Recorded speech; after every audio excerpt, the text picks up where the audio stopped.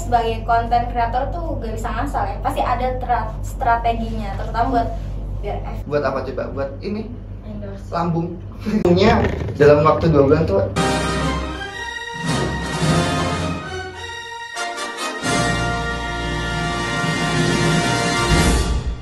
Halo semuanya, Assalamualaikum warahmatullahi wabarakatuh. Selamat siang Sobat FIPP, selamat datang di podcast Career Plan. Ya, bincang-bincang tentang karir. Sobat FIPP gimana nih kabarnya? Semoga semuanya sehat-sehat selalu ya. Apalagi buat temen-temen yang udah nungguin podcast kita siang ini nih. Oh iya, jadi podcast kita kali ini mau sharing dan bertukar pengalaman dengan narasumber kita pada hari ini dengan tema yang tentunya menarik nih. Oke, aku bacain temanya ya, yaitu Let's Make Our Social Media More Helpful with Join Social Media Affiliate. Tapi sebelum kita sharing-sharing nih dengan narasumber kita yang keren ini, aku kenalan dulu kali ya. Seperti kata pepatah, tak kenal maka tak sayang. Oke, Sobat FIPP semuanya kenalin, aku Amanah Khilafah Rusyidah, biasa dipanggil Ami, yang akan membersamai narasumber kita pada siang ini. Dan narasumber kita kali ini merupakan seorang mahasiswa dari Ilmu Komunikasi Universitas Negeri Yogyakarta tahun 2021. Beliau merupakan seorang konten kreator dan duta kuliner dengan beberapa akun yang sudah beliau advertensikan. Dengan 77.000 lebih followers di akun TikTok, beliau juga memiliki pengalaman kepanitiaan di divisi kreasi PKKMB UNY 2023. Ingat, beliau juga yang bikin jingle itu loh. Terus, oh iya, selanjutnya aku perkenalkan narasumber kita siang ini, Kak Langgeng. Halo semua. Halo, kenalin ya, aku Langgeng. Panggilnya Langgeng emang. Dari mahasiswa Ilkom angkatan 2021, sekarang udah semester 5 ya. Dan sekarang tuh lagi freelance lah ibaratnya ya. Aku jadi content creator gitu sekarang. Wow, keren ya, beliau produktif nih teman-teman. Oh iya, Kak Langgeng, aku mau nanya nih sebelum kita lanjut ke pembahasan yang lebih dalam gitu. Sebelumnya Kak Langgeng itu kesibukan lebih detailnya akhir-akhir itu apa? Yang sekarang ya? Ya. Kalau sekarang ya karena mahasiswa semester 5 ya sudah mulai stres. Oh, iya. Kemudian ya kalau untuk job-job biasanya kan endorse ya. Endorse itu masih jalan untuk content creator itu. Jadi pemasukannya biasanya dari situ. Karena sekarang kan ini ya, kalau kan saya lebih fokusnya di TikTok, saya nggak tuh. Kan fokusnya lebih di TikTok. Sedangkan tuh TikTok Shop kan udah nggak ada ya. Yeah. Nah, jadi kayak pemasukannya lebih ke dari yang visit endorse gitu. Jadi nggak ada pemasukan dari yang affiliate gitu. Cuma mungkin masih ada juga saya nyoba buat affiliate di Shopee gitu kayak gitu. Tapi kakak ikut gak kalau yang affiliate di Shopee? Enggak. Yang di Shopee ya? Iya. Baru mau mulai ikut sih. Aku udah masukin link juga sih. Udah baru start gitu ya? Iya. Oke. Terus gimana sih? Boleh dong kakak bagi cerita nih, awal mula gimana bisa jadi konten kreator kayak sekarang ini? Oh gitu ya. Jadi dulu tuh kalau buat yang ngikutin ya. Jadi itu aku dulu pegang akun kuliner, bukan akun kuliner sih, akun brand gitu loh. Jadi mereka tuh jualan katsu, namanya Nomo Jowo. Nah, aku pegang akun itu. Yang walaupun waktu itu tuh aku masih pemula banget. Bener-bener aku belum ada pengalaman banyak kan. Terus aku cobalah daftar kerja karena kan ya butuh duit ya, mahasiswa di umur segitu. Jadi aku akhirnya coba-coba buat cari kerjaan. Di situ aku juga disuruh buat konten terus tiap hari ya. Untungnya dalam waktu 2 bulan tuh FYP. Jadi lumayan lah ada jutaan yang nonton gitu. Jadi aku akhirnya mulai naik pelan-pelan. Nah setelah dari itu ternyata ada juga job lain yang nawarin. Terus karena aku merasa wah peluang ini mending dimanfaatkan untuk aku sendiri. Akhirnya aku keluar dari beberapa brand dan aku fokus ke akunku sendiri gitu. Berarti awalnya bukan dari langsung akun pribadi gitu ya? Iya bukan, dulu malah kayak aku tuh masih malu-malu tuh loh kalau pakai akun pribadi. Ya nggak sih, ada yang relate nggak sih kalau misalnya pertama ngonten pakai akun sendiri kan kadang kayak malu ya, nih orang ngapain gitu kan, pasti kepikiran kayak gitu loh. Terus aku juga untungnya ya aku megang akun orang, kalau ditanya ngapain ya aku kerja gitu. Gitu kan, jadi nggak malu-malu banget sih untungnya. Oke, wah keren nih.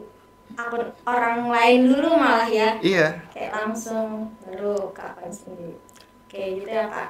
Terus gimana nih caranya buat menentukan produk atau layanan yang cocok buat dipromosikan? Mengingat Kalanggeng kan seorang duta kuliner gitu. Oh iya. Jadi walaupun aku duta kuliner ya, tapi ternyata tuh untuk di TikTok sendiri nggak cuma terbatas di situ-situ doang ranahku. Ternyata ada juga tuh kayak misalnya yang endorse-nya itu berupa pakaian atau juga berupa kayak parfum kayak gitu. Itu juga kan akhirnya ada ya.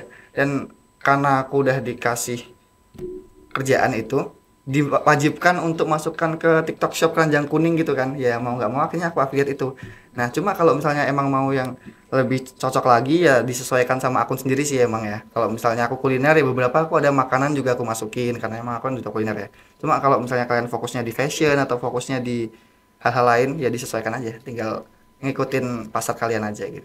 Oh, berarti tapi kakak tuh karena emang job dari sana gitu ya? Iya, job dari sana. Cuma kan kalau misalnya kalian punya legitimasi lebih, ibaratnya kalian emang fashionnya bagus. Kan kalau misalnya kalian jualannya fashion ya akhirnya orang-orang bakal kayak tertarik gak sih kayak spill dong gitu, Mas. Iya. Jadi lebih bagus emang gitu, lebih bagus sesuai aja sih. Cuma nggak menutup kemungkinan kalau endorse tuh bisa datang dari mana saja. Bahkan aku pernah loh dapat ini madu gitu. Buat apa coba? Buat ini Endorse. lambung. Aku juga nggak tahu kenapa tiba-tiba aku dapat endorsean madu kayak jamu gitu ya, buat memperbaiki lambung. Padahal aku nggak bermasalah loh lambungku. Wah, banyak kejutan ya di Iya. balik gitu. Terus gimana nih Kak? Apa aja kira-kira strategi yang Kalanggeng terapkan untuk affiliate online tersebut? Kan karena sebagai konten kreator tuh gak bisa ngasal ya, pasti ada strateginya, terutama buat biar FYP kayak gitu. Kira-kira ada strateginya? Ya itu tadi ya kayak disesuaikan dengan apa konten kita. Kalau misalnya kita emang udah ramenya di bidang itu, ya diterusin aja. Jadi sekalian kalau misalnya aku kan kalau ada yang tahu lagi rame-ramenya pakai yang son-son Jawa nggak jelas itu, aja sebenarnya nggak paham aku ngapain. Cuma setelah itu tuh diselipkan aja, diselipkan promosi gitu loh. Kalau aku ya, cara aku gitu. Aku jadi sesuai sama apa yang aku lagi rame, terus habis itu baru diselipkan promosi ke link afiliatku. Jadi coba sekali kalau misalnya pengen ini bisa dicek keranjang kuning kayak gitu di akhirnya gitu misalnya. Cuma kan sekarang keranjang kuning nggak ada. Jadi kemarin aku tuh nyoba kayak bisa cek di link di bio. Nah link di bio itu link affiliate itu. Jadi dimasukin di bio yang di TikTok aja gitu. Atau kalau misalnya kalian dari IG ya dimasukin aja di link bio yang di IG kayak gitu. Kak, terus buat jadi konten creator itu kan kita harus membangun apa ya? Membangun chemistry dan audience atau pelanggan. Brandingnya. Iya. Ya. Nah, gimana sih tips dari Kalanggeng tersendiri untuk membangun audience atau pelanggan tersebut gitu dari hasil affiliate kita untuk selalu maksimal gitu, Pak? Lebih kalau misalnya kita tuh mempromosikan sesuatu bukan harus jangan nggak boleh kelihatan endorse. Jadi jangan kelihatan kalau kita tuh beneran dibayar buat itu. Natural. Iya gitu. natural mungkin biar orang ya kalau misalnya pengen ya beli gitu. Cuma kalau misalnya aku kan emang kebetulan dibayar ya. Cuma kalau yang afiliator yang dari mereka sendiri biasanya mereka live kan kalau misalnya di TikTok bisa live ya. Iya. Di live itu nanti mereka kan ngejelasin tuh spill keranjang kuning nomor berapa itu kan ditunjukin secara langsung. Nah orang kan jadi lebih percaya nggak sih kalau kayak gitu, lebih Iya. kelihatan nih barang fisiknya kayak apa, orang jadi lebih yakin untuk beli, lebih apa sih, lebih tertarik lah ibaratnya kayak gitu. Terus selain kita harus membangun hubungan dan audiens atau pelanggan ini ya Kak, kan pasti seorang konten kreator juga harus bisa memanfaatkan alat dan sumber daya yang dimiliki tuh. Nah kalau dari Kalanggeng sendiri gimana cara Kalanggeng untuk memanfaatkan alat dan sumber daya tersebut gitu sehingga menjadi konten kreator yang sukses? Oh gitu. Jadi ini boleh nyebut merek HP nggak sih? Oh boleh boleh. Jadi kan emang nggak menutup kemungkinan ya kalau misalnya konten-konten tuh biasanya pakai iPhone. Nah, gimana cara aku bisa dapat iPhone itu agak struggle sih sebenarnya. Kayak memanfaatkan tabungan yang tersisa waktu itu udah di duit yang mepet-mepet itu aku bertaruh. Jadi aku butuh iPhone. Ternyata aku punya peluang kerja di ngonten gitu ya. Jadi akhirnya aku beli iPhone itu dengan hasil sisa duitku, dan ternyata ya berhasil untuk mengonten, ternyata lebih efektif, lebih video juga kan lebih menarik ya. Karena kalau misalnya aku juga pernah ngonten pakai Android, bukan jelek-jelekin Android ya, ini Android yang punya aku loh, maksudnya aku belinya Android yang jelek. Jadi itu emang hasil videonya kurang bagus. Jadi akhirnya aku belilah iPhone untuk video yang lebih bagus, dan hasilnya ya emang ternyata setelah aku pakai media yang lebih canggih gitu, video lebih menarik dan lebih banyak yang nonton gitu. Jadi aku memaksimalkan alat itu ya karena aku beli emang untuk aku kerja, bukan yang untuk gaya-gayaan doang ya. Jadi diingat-ingat nih, awas aja kalau yang bilang aku beli itu buat gaya-gayaan doang. Kak, berarti itu pas awal banget nih merintis gitu, itu masih pakai Android berarti? Dulu tuh aku sebelum kerja di Nomojo yang tempat makan itu, aku juga kerjanya di toko MacBook. Nah, di situ karena dia toko MacBook, dia kan akhirnya punya iPhone ya. Nah, aku nyoba pakai itu di situ karena di sana tuh iPhone-nya bisa dipakai buat konten, tapi ya harus ditinggal di sana. Ibaratnya kayak ya kita pakai cuma buat konten doang di sana. Terus kayak aku akhirnya udah mulai bisa. Pas aku kerja di tempat baru, ya udah aku beli sendiri buat aku sendiri. Oh gitu. Wah, keren nih, bisa dicontoh ya perjuangan Kak Langgeng ini. Terus sejauh ini gimana nih Kak? Apa ya, Kakak tuh seneng gak sih atau ada visi lain sebenarnya buat jadi konten kreator itu? Apakah udah di posisi puas atau Kakak tuh mau ada visi lain, atau sebenarnya aku tuh nggak mau ini atau gimana gitu Kak? Ya dulu ada sih kayak pikiran ngapain sih jadi content creator gitu loh, kan kayak ngapain gitu, aku ibaratnya menelanjangi diri sendiri dengan hal-hal yang memalukan itu. Cuma ya setelah aku melihat duitnya ternyata oke juga, ya nggak apa-apa, lanjutin aja gitu. Sekarang ya puas-puas aja sih. Sekarang kan lagi banyak mahasiswa juga yang kayak ibaratnya bingung lah nyari kerjaan, sedangkan aku udah dapat kerjaan, udah tahu harus mau ngapain gitu. Untuk aku yang sekarang aku udah puas, cuma masih banyak ruang untuk berkembang kan. Tapi untuk saat ini ya aku ngikutin arus dulu lah. Oh ya, aku ada pertanyaan pribadi aku sendiri. Karena aku sempat lihat tuh video Kakak, katanya introvert gitu ya, ketemu sama teman gitu kontennya. Iya.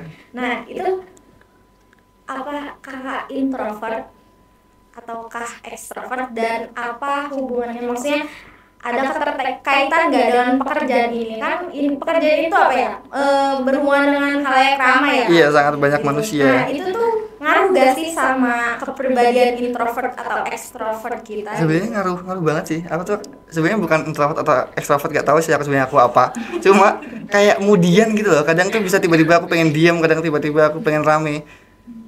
Cuma kalau misalnya pada nggak percaya aku emang agak pendiam, ya coba tadi lihat di detik-detik awal kan aku masih gagap ya kalau ngomong ya kan. Itu kayak gitu buktinya, aku nggak selancar itu sebenarnya kalau ngomong, karena ya lihat sendiri kan kalau di konten-kontenku juga isinya aku ngedabing kan.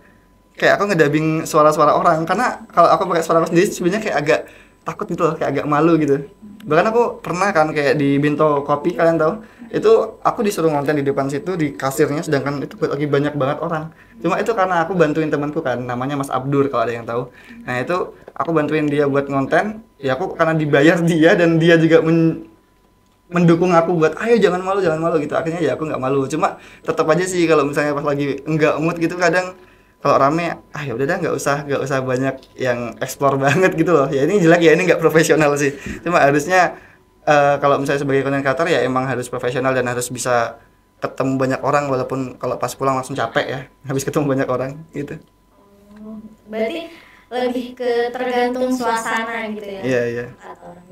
Tapi berarti apa ya, cara lebih ke ini sih adaptasinya gitu. Iya betul. Itu kan kakak ini apa ya, kayak ya extrovert enggak, introvert enggak gitu. Tapi cara kakak ketika beradaptasi dengan teman-teman ketika kakak udah terkenal gitu ya, itu gimana? Emang ya. Ya ke teman-teman apa dulu nih? Teman-teman kampus apa teman-teman kerja atau? Ya mungkin sama sekitar lah, sekitar kakak gitu. Aku untungnya ya belum di tahap yang sampai terkenal itu. Sebenarnya aku juga bingung nih, aku kalau misalnya jadi orang kalau terkenal duitnya banyak, tapi aku nggak punya ruang privacy. Aku nggak suka itu. Nah, aku pengen tetap ada ruang privacy itu. Jadi sebenarnya aku senang-senang aja di fase sekarang yang enggak sebanyak itu orang yang kenal, kayak yang ibaratnya aku tiap 1 meter ada orang manggil gitu loh, ya kan? Nah, aku nyaman-nyaman aja. Cuma kalau adaptasinya, ya kalau misalnya ada yang nyapa itu ya aku sapa balik. Cuma kalau maaf banget nih kalau misalnya ada yang kayak cuma nunjuk-nunjuk atau ketawa-ketawa ngeliatin aku nggak bisa ngajak ngobrol nih karena aku nggak tahu kalian ngetawain siapa. Takutnya aku GR lagi ya kan. Terus buat kalian sendiri ada perubahan gak sih dari sebelum menjadi konten kreator sama setelah menjadi konten kreator ini? Ada sih, karena aku lebih sering di halayak umum ya akhirnya, jadi lebih pede aja sih. Dulu yang kayak ibaratnya aku suram banget itu loh, mahasiswa kupu-kupu yang ya kan yang nggak tahu mau ngapain, kayak nggak asik banget gitu. Sekarang udah mulai lebih pede, lebih banyak teman gitu. Wah, keren banget nih Kak Langgeng, ternyata ya dari awalnya kurang pede gitu ya Kak. Jadi Ya, pokoknya betul. berarti pengalaman ya mengasah diri kita ini gitu. Terus oh iya, Kak Langgeng ada satu pertanyaan terakhir. Udah terakhir aja nih. Iya, iya, udah penghujung acara. Oh iya. Eh, Boleh nggak Kak buat spill tips dan triknya buat join affiliate sampai menjadi konten kreator seperti Kak Langgeng? Tips dan triknya adalah kita ya intinya niat ya, harus niat. Karena kalau misalnya konten kreator apalagi harus sering-sering live misalnya atau sering-sering bikin konten, itu benar-benar harus tiap hari, kalau bisa tiap hari bikin konten yang mengenai produk yang kalian jual. Jadi ya emang harus selalu diingetin mulu ke pelanggan-pelanggan kalian gitu loh. Kalau nggak gitu ya nggak bakal tahu kalian jualan apa, dan juga kalian harus tentuin dengan jelas sih mau jualan apa. Karena kita kan kalau misalnya affiliate itu ada komisinya ya, ada 5%, ada 10%. Ya ambil aja mau yang mana. Misalnya kalau aku sih, karena aku dari job juga, kadang aku dapat yang 5%, kadang dapat yang 10%. Kalau misalnya kayak videonya udah FYP ya terusin aja. Jadi kalau misalnya udah ada satu video yang FYP, kalian bikin video kayak gitu terus gitu loh, bahas-bahas produk kalian terus. Dan ya jangan sia-siakan waktu sih kalau aku. Soalnya kalau aku dulu emang misalnya nih aku ada satu affiliate yang emang banyak yang beli gitu loh. Itu kan kita juga pas ngelihat wah ada komisi masuk kita kan seneng ya. Itu juga jadi motivasi sih. Cuma kalau misalnya emang masih belum ada, kayak jangan patah semangat dulu. Karena kita belum tahu ya nanti selanjutnya produk mana yang dibeli. Dan bisa juga nih kalau kalian kepengen langsung dapatnya banyak, kalian jualnya produk yang emang mahal. Cuma ya itu kayak bertaruh gitu nggak sih? Kalau misalnya kita jual produk misalnya 200.000 nih, harganya 200.000, komisinya 10%, sekali laku langsung 20.000. Ya kan, kalau coba banyak yang laku langsung dapat banyak tuh. Bisa nih ya tipsnya dipakai gitu dari kamu. Makasih ya sudah memberikan tips dan trik kepada kita yang masih harus merangkak belajar gitu ya teman-teman. Keren banget nggak nih Kak Langgeng? Keren lah, masa enggak? Ternyata seru banget ya bisa ngobrol sama Kak Langgeng di kesempatan kali ini. Wah, saking serunya gak kerasa kita udah di penghujung acara gitu ya. Dari cerita Kak Langgeng kita bisa menyimpulkannya bahwa ada banyak cara positif untuk memanfaatkan sosial media gitu. Sekaligus juga mengembangkan diri pastinya guys. Tapi ada syaratnya sebagai manajemen waktu dan manajemen diri sendiri gitu. Sebelum mengakhiri podcast kita kali ini, ada nggak nih pesan-kesan yang ingin disampaikan kepada teman-teman yang mungkin pengen jadi seorang konten kreator seperti Kak Langgeng? Boleh, ada. Jadi buat teman-teman ya, sebenarnya jangan takut buat mulai. Kayak tadi yang aku bilang kan, kayak mungkin kita di awal-awal emang malu ya. Cuma kalau misalnya udah jalan, udah kalian lihat hasilnya, pasti bakal kerasa gitu loh. Jadi ya jangan takut untuk mulai, emang beraniin diri aja sih. Karena kita juga nggak tahu ya apa yang akan terjadi. Dan kalau misalnya belum ada progres, jangan merasa kayak kalian gagal. Karena aku juga nggak langsung dalam misalnya seminggu aku langsung terkenal gitu kan, nggak mungkin ya. Jadi kayak nikmatin aja progresnya. Kalau memang masih belum ada kelihatan pergerakannya, ya lebih dicari strategi yang lain gitu loh. Jadi jangan stuck di situ-situ aja. Oke, kalau begitu semoga bisa dicatat ya teman-teman tips serta pesan-kesan dari Kak Langgeng ini. Oke, cukup sampai di sini ya. Sampai jumpa di pertemuan podcast selanjutnya. Terima kasih kepada Kak Langgeng sudah mau Ya, sama-sama. mengisi podcast kita pada episode kali ini gitu ya. Aku juga terima kasih loh udah diundang. Aku yang bukan siapa-siapa ini. Dan terima kasih kepada teman-teman yang sudah menonton dan menyambut kita di podcast kali ini. Kurang lebihnya mohon maaf, saya Amani Khilafah. Mohon undur diri, terima kasih, sampai jumpa di episode selanjutnya.